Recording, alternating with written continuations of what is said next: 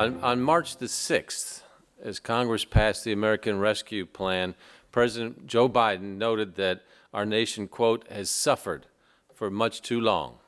He went on to say that everything in the rescue plan package is designed to relieve the suffering and to meet the most urgent needs of the nation and put us in a better position to prevail, starting with beating this virus and vaccinating the country.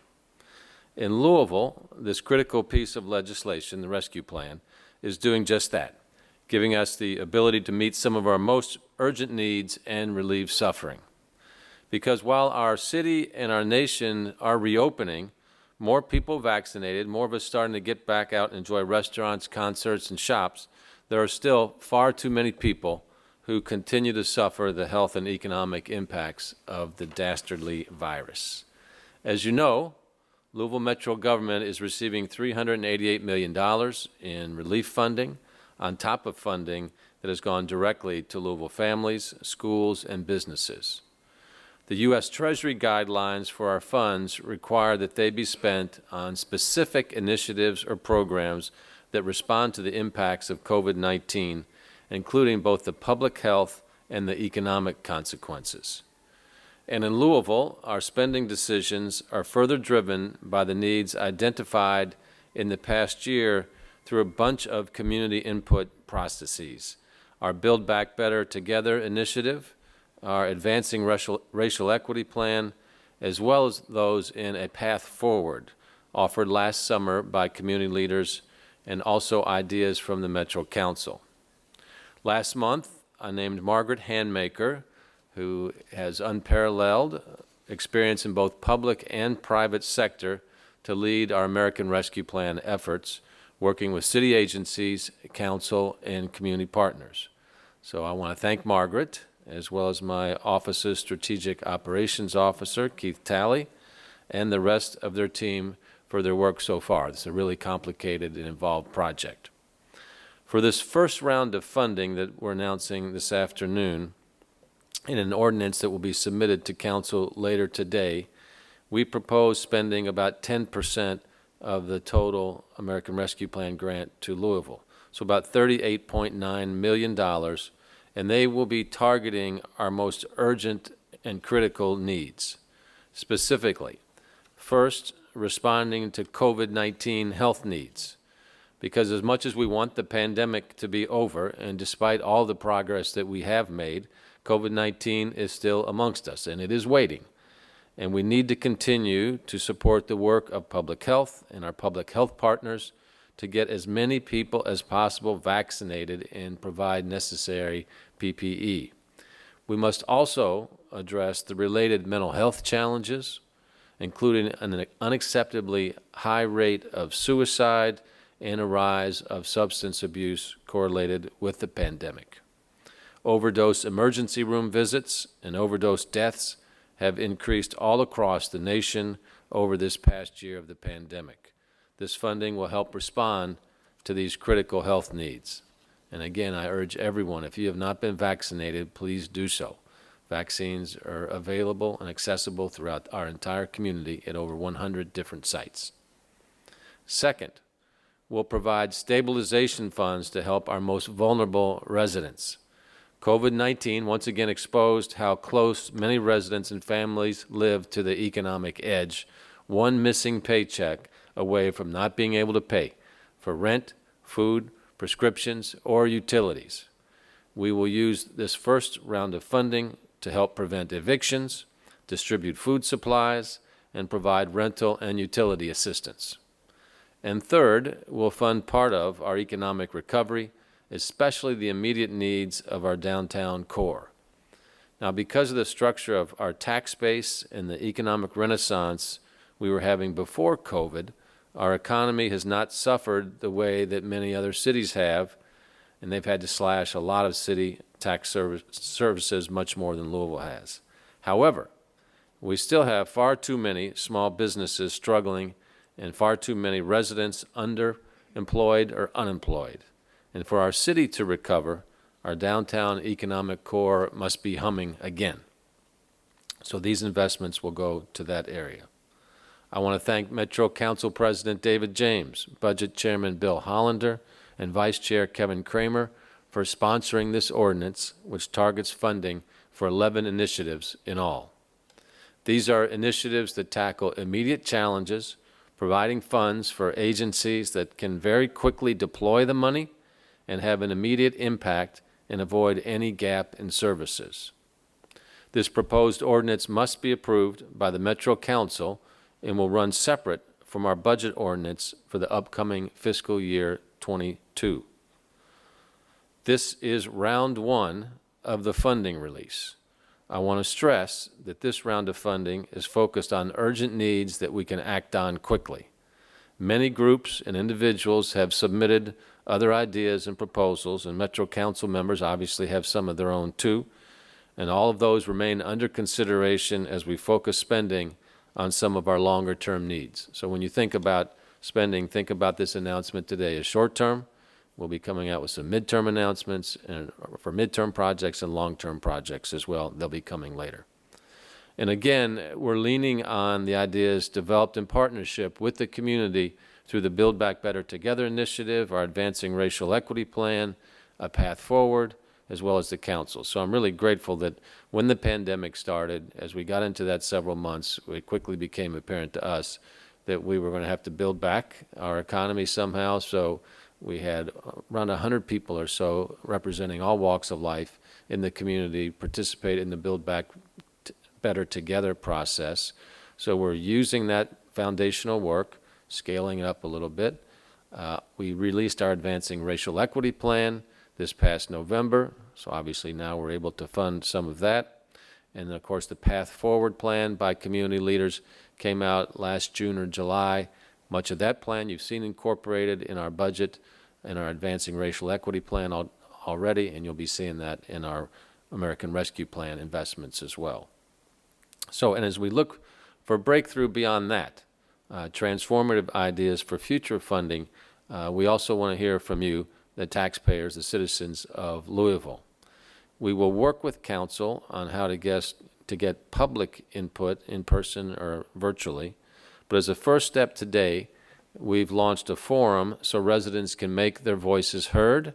You can find it at louisville.gov/accelerator, and it will take less than 5 minutes to fill out, but we really want to get your ideas. These obviously are your taxpayer dollars coming from the federal government and the federal taxes that you pay. So they're your dollars, so we want to hear your voice and how they are spent. We have an opportunity with these funds to tackle some of the challenges that for too long have been holding too many of our residents back. And while it's not nearly enough to solve all of our challenges, because you'll remember that I've emphasized that Metro government has over $2 billion in deferred maintenance cost alone. American Rescue Plan investment is $388 million. Well, that's a lot of money, and it's nothing to sneeze at. We got a lot bigger needs than that as well, but this is a really, really good start that the city's not received anything like this in probably the history of our city and certainly the history of our country. So as I mentioned in my budget address several weeks ago, the city's team will later this summer convene leaders among our business, nonprofit, foundation, faith, and other partners to further ensure our public and private priorities and resources are aligned and leveraged for maximum benefit. So for instance, let's say we're making a significant investment in a homeless initiative and that a business or a foundation is passionate about that area. We want to make sure that we're working with them so they understand what we're doing, we understand what they are doing, and how together we can do something even more extraordinary so that we can have positive, long-term systemic change in a challenge that's facing our community. So we look forward to those conversations later this summer. So that's it on the rescue plan. And now I want to talk about some additional good news that relates to our fiscal year 22 budget that starts on July the 1st. Our economy has been coming back quite nicely. The mixture of our tax revenues has helped stabilize where we were, and we're coming back stronger than what we anticipated. So new revenue forecasts have increased the general fund's availability for fiscal year 22 by $17.5 million. So in other words, we're going to have an additional $17.5 million in our fiscal year 22 revenue that we did not anticipate when we first forecasted several months ago. That total stems largely from a 1.8% increase in fiscal year 21 tax revenues or tax receipts, or about $11.5 million over the April budget forecast. And we're also now forecasting an additional $6 million in FY22 revenue growth, hence the $17.5 million. Our plan is to carry over the $11.5 million to fiscal year 22, along with the $6 million, again, the $17.5 million. And our recommendation is to use them as following. One, stabilize public safety by funding wages and staffing related to corrections, EMS, fire, Metro Animal Services, and LMPD. Second, funding professional services related to our work with the DOJ investigation. Next, funding of $5 million in public works projects that have state and federal matches. For example, one of those is the River Road project for widening River Road. And then also to cover the half-year shortfall in corrections agency receipts for the loss of inmate telephone fees. So currently, if you're an inmate at Metro Corrections, you pay a fee for telephone calls. We're going to eliminate part of that or all of that because we feel like that has an inequitable impact on some of our population. In addition, I'm recommending that $15 million recouped from FY21 general fund expenditures that were American Rescue Plan eligible be directed to previously recommended capital projects that would have been funded with debt, which will reduce our borrowing in FY22. And obviously that's a good thing as it decreases our interest expense that we have to pay. I know that was a lot, so we're happy to go through it more in detail, and this is available to you in writing as well. Monica Harmon, our new CFO after the transition of Daniel Frocht, and Aaron Jackson are here to answer any questions that you might have about this plan, and Keith Talley can help with any of the American Rescue Plan questions. But in closing, let me say that clearly we have challenges as a city, we always will, but with the ARP federal funds and a better city budget outlook, we have the resources, additional resources to address some of those challenges. We have the opportunities, I've said before, to take ideas we once reserved for someday and turn them into reality this day. So I look forward to working with the council and partners throughout the community to continue moving Louisville forward. All right, with that, we're happy to take any questions. Mr. Mayor, I have a quick question. We talk about stabilizing public safety by funding wages. The folks over at LMPD, Metro Corrections, are leaving at alarming rates, and they've always said it's due in part to their salaries compared to neighboring agencies, like, for example, Jefferson County. When we talk about stabilizing those funds, does that mean wage increases for these guys and gals? I mean, we're focused on having external parity with compensation with all of our jobs that we have here at Metro, and public safety, as I just announced, would be one of those areas. They're all part of, and they're part of too. We've got different contract negotiations going on at different times, and so that's going back and forth. So we'll see how that all works out, but we want to budget ahead with the anticipation that that might occur. You mentioned that these new ARP funded initiatives are going to free up $15 million in the general fund. Is that the total savings that you're seeing from these? And that's all going to capital projects? Is that the total of ARP eligible expenses that we can repurpose? No.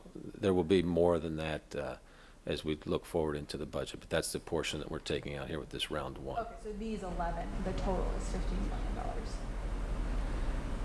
No, so what that means is, let's say in our budget, but we've already put them in the budget, so they're going to be part of the general fund budget, but they are ARP eligible in terms of reimbursement. So that's what we mean by that. But overall, as we look at this budget and other budgets, it's going to be more than $15 million. Okay, and so rather than spending it on a new program, you're suggesting that we put it all toward capital projects?